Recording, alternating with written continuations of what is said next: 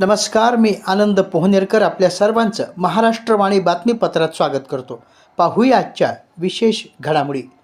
शासन आणि प्रशासन मिळून शासनाच्या सर्व योजना शेवटच्या घटकापर्यंत पोहोचविण्यासाठी प्रयत्न करावा, जेणेकरून परभणी जिल्ह्याचा नावलौकिक वाढेल.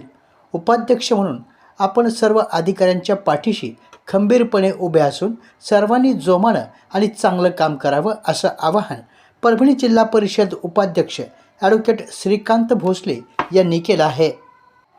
परभणी जिल्हा परिषदेच्या वतीने आयोजित करण्यात आलेल्या आदर्श ग्रामपंचायत अधिकारी पुरस्कार वितरण सोहळ्यामध्ये ते बोलत होते.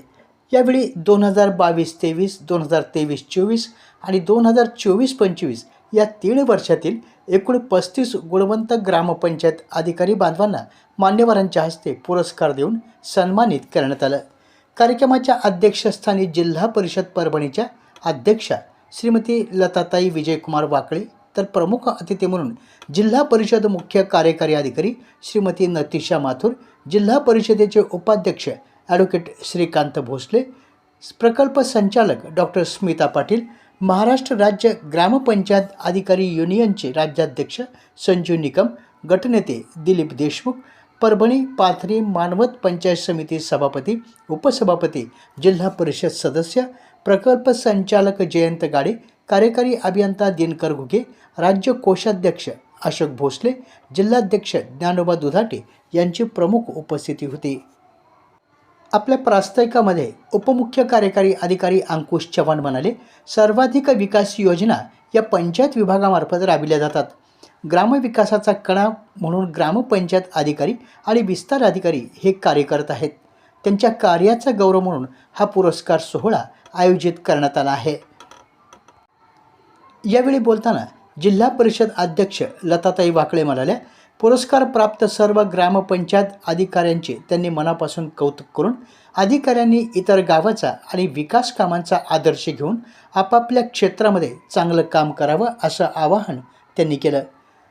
तर जिल्हा परिषद मुख्य कार्यकारी अधिकारी नतिशा माथुर यांनी ग्रामपंचायत अधिकाऱ्यांनी कामाचं दस्तऐवजीकरण करावं, कार्यालयीन रजिस्टर अद्ययावत करावं, गावामध्ये वेळेवर पोहोचावं, भेटीचे वार लोकांना कळवावेत, सर्वांनी मेहनतीनं चांगले काम करून प्रशासनाची संपर्क साधावा, असं आवाहन त्यांनी यावेळी केलं.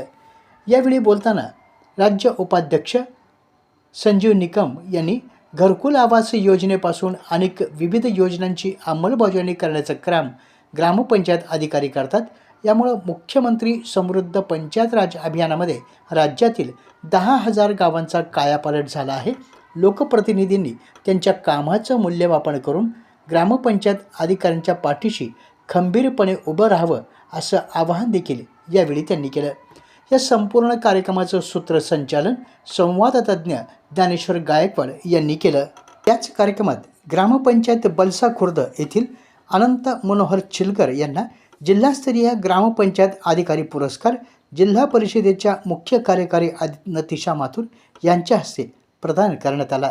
आपल्या जिल्ह्यातील अपडेट बातम्या पाहण्यासाठी आमच्या महाराष्ट्रवाणी या चॅनलला लाईक करा, सबस्क्राईब करा आणि शेअर करा. धन्यवाद.